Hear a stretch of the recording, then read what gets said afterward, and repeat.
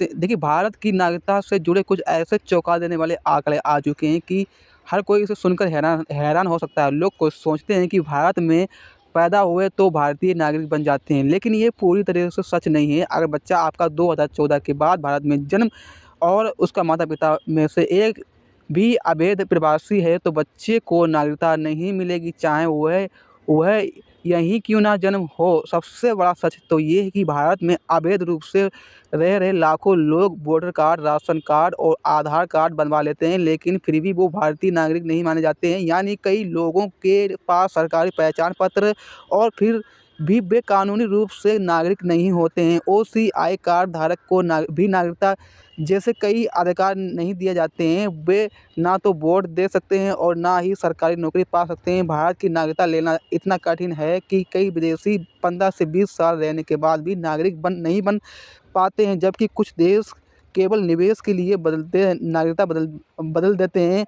और एक ऐसा बड़ा चौंकाने वाला शब्द आया है कि यदि कोई भी भारतीय किसी भी देश की नागरिकता ले लेता है, तो उसकी भारतीय नागरिकता तुरंत समाप्त हो जाती है। भारत किसी भी कीमत पर दोहरी नागरिकता की अनुमति नहीं देता है। तो आज की वीडियो में हम आपको यही बताने जा रहे हैं कि भारत की नागरिकता के क्या नियम हैं, कौन-कौन से आपके पास डॉक्यूमेंट्स होना चाहिए, और इसके बारे में हम विस्तार से जानते हैं। तो अगर आप हमारे यूट्यूब चैनल पर नए हैं, तो प्लीज़ इस यूट्यूब चैनल को सब्सक्राइब करें, लाइक करें, शेयर करें। तो चलो देखिए, पहला जन्म जो भी होता है, वो नागरिक जो लोग 26 जनवरी 1950 से 1 जुलाई यानी 1987 तक भारत में जन्म हैं, उन्हें जन्म के आधार पर स्वतंत्र भारतीय नागरिक माना जाता है। उन्हें किसी भी खास डॉक्यूमेंट्स की ज़रूरत नहीं होती है, बस ये साबित होना चाहिए कि उनका जन्म भारत में हुआ है। लेकिन इसके बाद भी नियम सख्ती से हुए, जैसे कि 1 जनवरी 1987 से 3 दिसंबर 2004 के बीच जन्म बच्चे तभी नागरिक बनेंगे। अगर किसी के बच्चे का जन्म हुआ है, तो तभी वो नागरिक बनेंगे जब अगर उनका एक माता या पिता भारतीय नागरिक हो। वहीं अगर 4 दिसंबर 2014 के बाद जो बच्चे भारत में जन्म हुए हैं, मतलब जो बच्चा 4 दिसंबर 2004 के बाद जन्म हुए हैं, मतलब भारत में पैदा हुए हैं, उन्हें नागरिक बनने के लिए सिर्फ जन्म काफ़ी है। जन्म प्रमाण मतलब जन्म ही काफ़ी है। तो ऐसे में कम से कम एक माता-पिता भारतीय नागरिक हो और दूसरे माता-पिता भारत में अवैध रूप से ना रह रहे हों। यानी अगर किसी विदेशी ने भारत में जन्म दिया है और वह अवैध प्रवासी है, तो ऐसे में उसके बच्चे को भी मतलब उसके बच्चे को भी नागरिकता नहीं मिलेगी। यहाँ से आपको बात समझ लेनी है।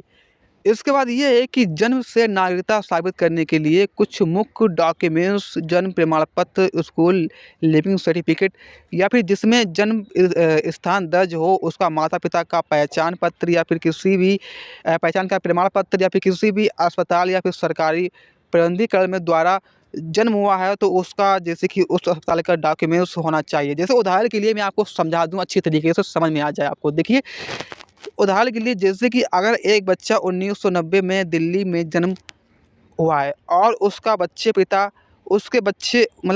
पिता भारतीय नागरिक हैं, जबकि माँ नेपाल की है। समझे मेरी बात? तो यहाँ से बात समझना है तभी आप समझ पाएँगे। देखिए, माँ अगर उसकी नेपाल की है, तो बच्चा स्वतंत्र भारतीय नागरिक होगा। लेकिन अगर बच्चा 2010 में भारत में जन्म हुआ है और दोनों माता-पिता बांग्लादेश के अवैध प्रवासी हैं, तो मतलब बच्चा जो भी होगा वो भारतीय नागरिक नहीं होगा, चाहे उसका जन्म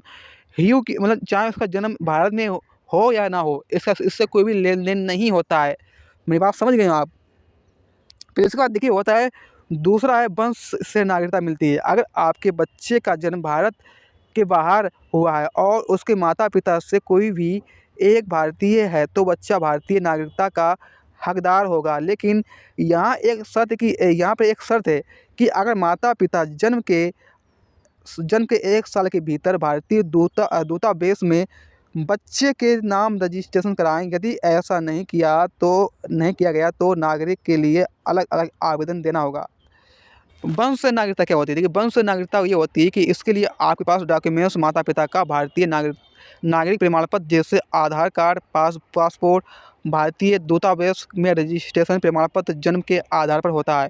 इसमें उदाहरण के लिए यदि एक भारतीय जैसे कि दंपति दुबई में रहते हैं और वहाँ उनका बच्चा जन्म लेता है, जन्म के 10 महीने के भीतर हुए भारतीय दूतावास में बच्चे का रजिस्ट्रेशन करा देते हैं तो बच्चा भारत का नागरिक बन जाता है। अब तीसरा पंजीकरण द्वारा नागरिक यह तरीका उन लोगों के लिए है जिनका भारतीय संविधान से गहरा संबंध है लेकिन वे जन्म या वंश से नागरिक नहीं है। उदाहरण के लिए यदि भारतीय नागरिक से शादी करने वाला विदेशी व्यक्ति भारत में लंबे समय से रहता है तो विदेशी मूल का व्यक्ति या ऐसे लोग जिनके माता पिता दादा दादी भारतीय थे, इन लोगों को नागरिकता देने से पहले पूरी तरह से जांच की जाती है। कौन कौन आवेदन कर सकता है? भारतीय नागरिक से पहले शादी करने वाले विदेशी जिसमें कम से कम 7 साल भारत में निवास किया है और PIO operation of Indian organisation जो 7 साल भारत में रह चुका है और अल्पसंख्यक समुदाय का सदस्य जो कानूनी रूप से भारत से में रह रहा हो उसे कहते हैं। जैसे उदाहरण के लिए यहाँ से मैं आपको समझा ही दूँ अच्छी तरीके से। जैसे एक ब्रिटेन्स महिला है जो, ठीक है, वो एक भारतीय नागरिक से शादी किए। उसने लगातार 7 साल भारत में रहते हुए सभी कानूनी शर्तें पूरी की तो उसे पंजीकरण के आधार पर भारतीय नागरिकता मिल सकती है। अब इसके बाद जैसे कि 5वां नियम ये है कि अधिग्रहण द्वारा नागरिकता। जब कोई भी नई भूमि में क्षेत्र भारत में शामिल होता है तो वहाँ के लोग स्वतंत्र भारतीय नागरिक बन जाते हैं। जैसे पुडुचेरी और गोवा के मामले में हुआ है। भारत की नागरिकता के लिए अवैध प्रवासी नियम। भारत में अवैध रूप से रह रहे लोगों को भारत की नागरिकता नहीं मिल सकती। अवैध प्रवासी वे हैं जो बिना अनुमति सीमा पार करके या फर्जी डॉक्यूमेंट्स के जरिए भारत में आए हों और बिना वीज़ा के रह रहे हों। ऐसे में अवैध प्रवासी को पकड़े जाने पर जेल, डिपोर्टेशन, देश से निकाला जाएगा और भारी जुर्माना झेलना पड़ सकता है। कैसे करें इसके लिए आवेदन? नागरिकता के लिए अगर आप आवेदन करना चाहते हैं तो आवेदन करने के लिए आपको फॉर्म भरना होगा। फॉर्म भरने के बाद आपको नागरिकता भारत की मिल सकती है। तो आज का वीडियो इतना ही। वीडियो को लाइक करें और हमारे यूट्यूब चैनल पर नए हैं तो प्लीज़ इस यूट्यूब चैनल को सब्सक्राइब जरूर करें और इस वीडियो को शेयर भी करें। थैंक यू वीडियो देखने के लिए, धन्यवाद।